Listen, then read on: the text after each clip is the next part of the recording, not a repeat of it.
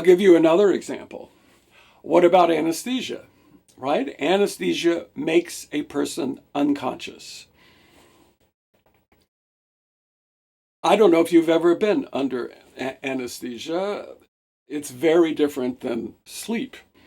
It's not that the anesthesia puts you to sleep, because at least my experience, when I'm asleep, going through the 4 stages of the sleep cycle and even the deep sleep, the delta waves, the slow rolling brain pattern, when I'm asleep, I'm still having mental activity, right? I have dreams, I have other experiences, and when I wake from being asleep, I'm aware of the passage of time. When you're under anesthesia, at least for me, the experience is blink. Right? It's that I'm in the OR, the anesthesiologist is counting backwards, and then blink. I'm in the recovery room and somebody is asking me to wake up. That's a different kind of unconscious, I would say. And then we have to add the caveat that, of course, there are people who report that maybe they didn't get enough anesthesia. They experienced their entire operation, but they were paralyzed, couldn't move, couldn't talk, and they were not unconscious. They were unconscious through the operation. Question that I want you to think about is, have you ever considered how anesthesia works? How does anesthesia make someone unconscious? And the answer is the biological mechanism in the brain. Nobody knows. Nobody knows how anesthetic makes a person unconscious. Not even the anesthesiologist knows the actual mechanism. Because how do you make a person unconscious? I was just reading the other day, there's been new research this year, 3 different papers. And one of the papers is saying, yes, it has something to do with the SNARE, S-N-A-R-E proteins. They're disabled by the anesthetic. Another paper was saying, well, actually, it's the supraoptic nucleus. They are shut down by the anesthetic. And the other paper was saying, no, it's actually in the synapses that this happens. And so, I mean, there you go. We still don't know. I'll give you another example. What about hypnosis, right? The idea in hypnosis is that a person can be given an unconscious suggestion. And the person does not know that they're being hypnotized, unless that is part of the hypnotic command. So it's a long history with hypnotism. I mean, we know it sort of colloquially more as a thing in a comedy club, or you see on TV, right, that someone is given the suggestion that they act like a chicken, or that they have sexual impulses on stage. And the whole gig, right, is how much fun it is for the audience to know what is going on, but the person on stage is unconscious of the suggestion they have been given. Now, I mean, you can think about that.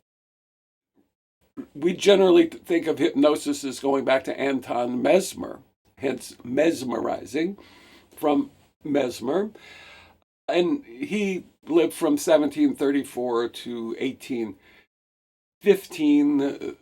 You may not know, for instance, that hypnotism was so popular, it was used as an anesthetic in the Civil War battle hospitals. And it worked. Hypnotism as an anesthetic.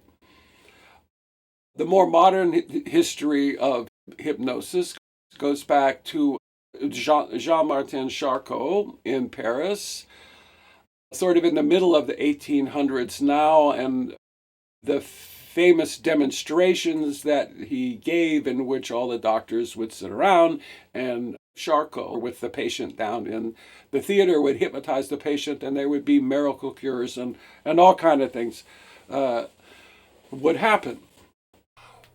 What's interesting and the direct connection is that Sigmund Freud, when he was a young man, went to Paris to study with Charcot. He was enamored of the technique. He writes to his wife about a party at Charcot's large house. He was so enamored, in fact, of Charcot that he named his son Martin after Jean-Martin Charcot.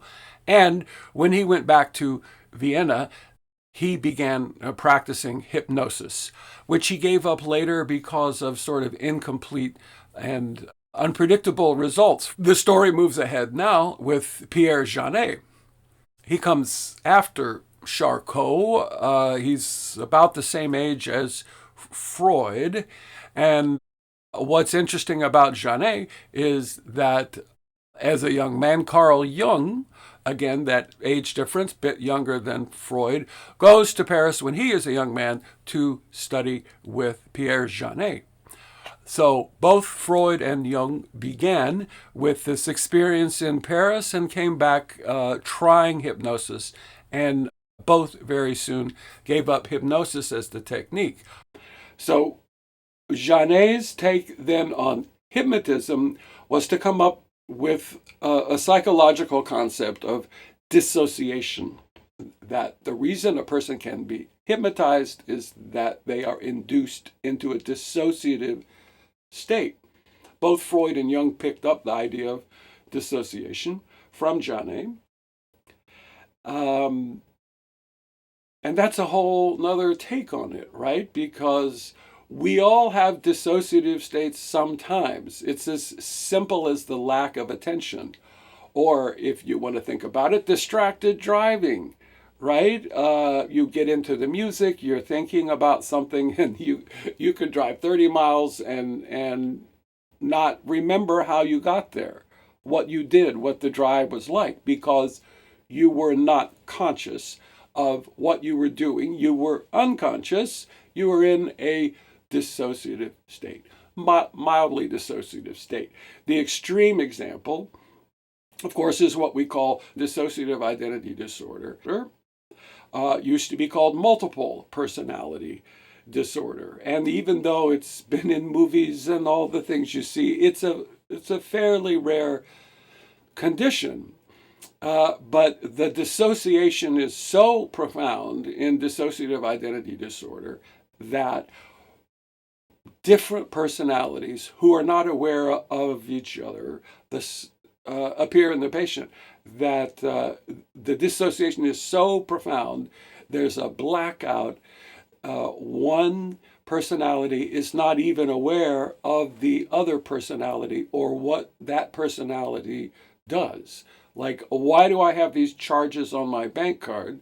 Well, because you were in the alter, you were in the other personality. It's also related to fugue state, another sort of dissociative condition in which a person has a blackout, sometimes lasting for days. And they don't know where they were or what they did. So, if hypnotism is dissociation, what is this mechanism of the unconscious, right? This unconscious influence.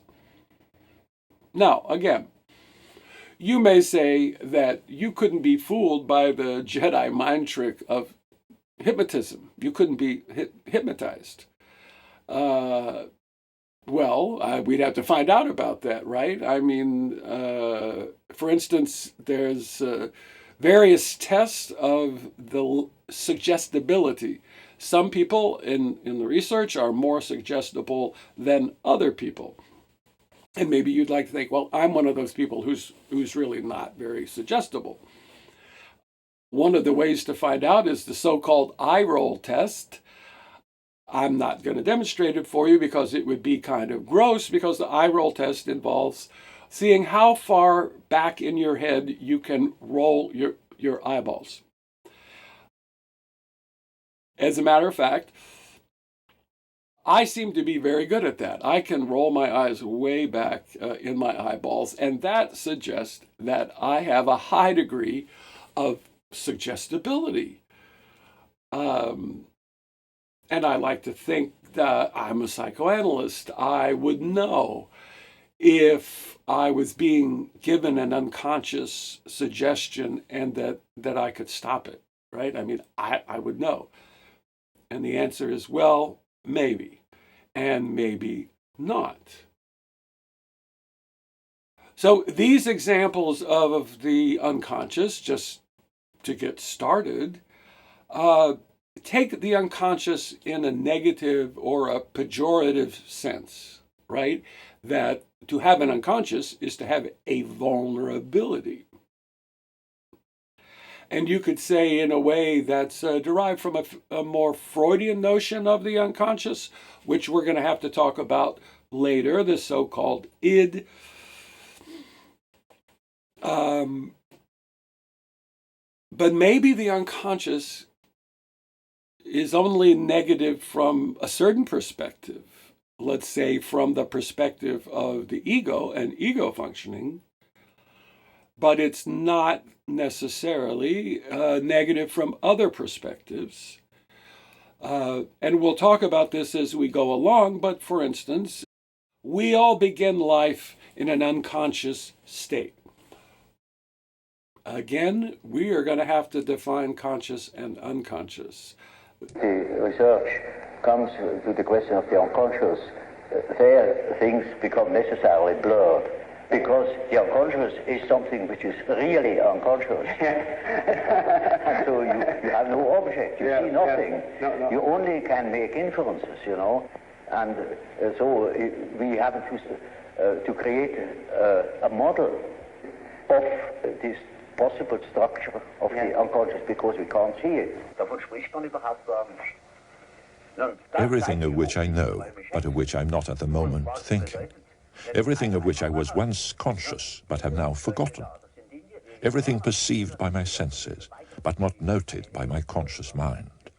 Everything which involuntarily and without paying attention to it, I feel, think, remember, want, and do. All future things that are taking shape in me and will sometime come to consciousness. All this is the content of the unconscious.